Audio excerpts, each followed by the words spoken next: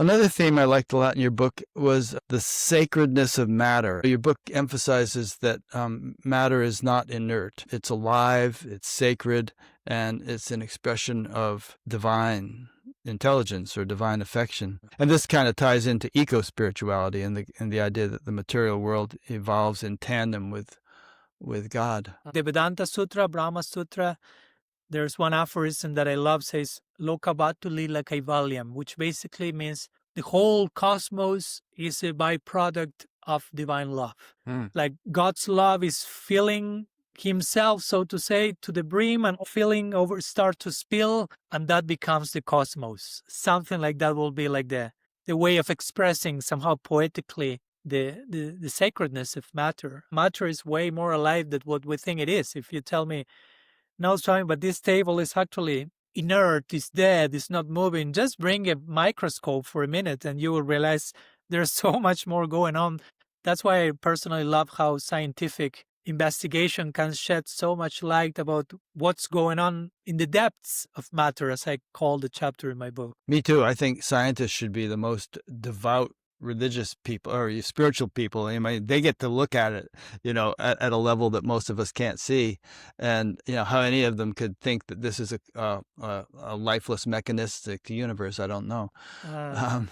So yes, if God is omnipresent by definition, every atom is an embassy of the divine, we will say. Yeah. Right? Every atom is oozing with the divine presence. So how can we consider that profane? And for me, that's interesting because the word profane means outside of the temple. So in other words, the idea is the whole world is a temple because the whole world is pervaded by the divine. And profane means that you are living outside of the temple, which means we are disconnected from that reality and you're living in a consciousness which doesn't see sacredness everywhere. And interestingly, contemplative means inside of the temple, contemplation. So contemplation is inside of the temple, profane is outside of the temple. It's not a physical temple, it's just how you are tuned in inside, right? So if we are always properly connected, you are always inside the temple. That's why I remember recently watching a documentary with the Native Americans in the US, and they were saying when the Christian colonizers came and enslaved them and they ordered them, you turn down the whole forest. And they were like, why? Because we need that wood to make a church. And they will like, we go to the forest to talk to God, and you need us to destroy this to construct something to talk to God. These white people are a little bit strange, right? Yeah. So for them, the nature was the temple, basically. The church is everywhere, basically. Yeah. That's nice. I'm again remembering this quote that I shared with you of Dorothy Day. You only love God as much as you love the person you love the least. And sometimes we may not say, I hate the ocean, I hate the forest, but we lead our lives in ways that are that harmful to them. So somehow we are hating them unconsciously. So that reflects how we are relating to God again. So we see them as inert, as lifeless, as insentient.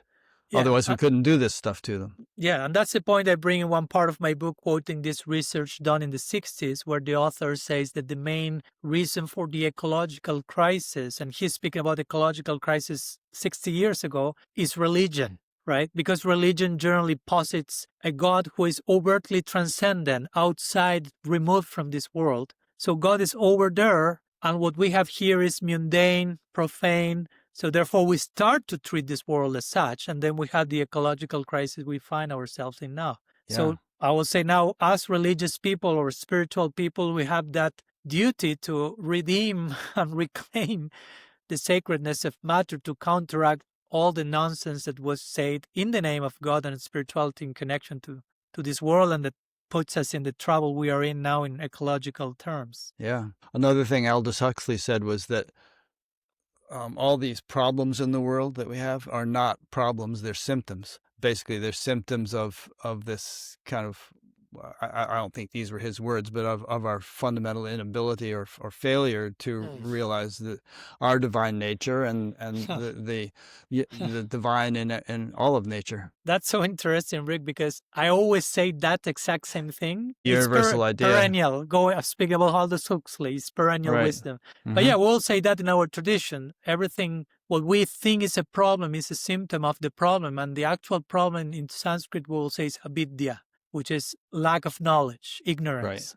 Yep. So an awareness of who we are, of what nature is, of the sacredness of everything. So that unawareness is the problem. Everything else is a symptom. So sometimes we misdiagnosed the problem and we confuse the symptom with the problem. So we try to alleviate the symptom, but we are not doing away with the problem, with the root cause. So that's why the whole thing pops up again in different ways. So it's so important to go to the Avidya roots and gain proper awareness, and the symptoms disappear.